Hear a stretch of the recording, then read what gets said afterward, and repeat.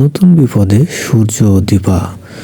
সূর্য দীপাকে নতুন করে বিপদে ফেলার জন্য চলে এসেছে সূর্য দীপার সামনে কুমারবাবুর লোকজন ও মিশকা।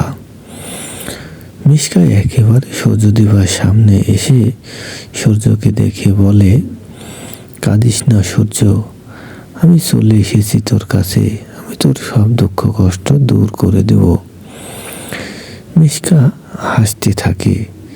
সে ভাবে যে এবার সে সব প্রতিশোধ নেবে, কারণ সে অনেক চেষ্টা করেও সূর্যকে কিছুতেই নিজের করে নিতে পারেনি। সে বারবার দূরে সরে গেছে সূর্যর কাছ থেকে। তাই সেনগুপ্ত বাড়ির সবাইকে উপযুক্ত শিক্ষা দিয়ে সূর্যকে সে তার নিজের করে নিতে চায়। তাই মিশকা নতুন করে চাল সাজিয়েছে, যে চালের মাধ্যমে দীপা ও সোনা রূপাদের ভিতরে ভুল বোঝাবুঝি সৃষ্টি করে, অশান্তি সৃষ্টি করে সে সূর্যকে কাছে টেনে নিতে চাইবে। অন্যদিকে কুমারবাবুও দীপার উপরে প্রতিশোধ নেওয়ার জন্য তার ভাড়া করা লোকজন সূর্য দীপার সামনে পাঠিয়ে দিয়েছে।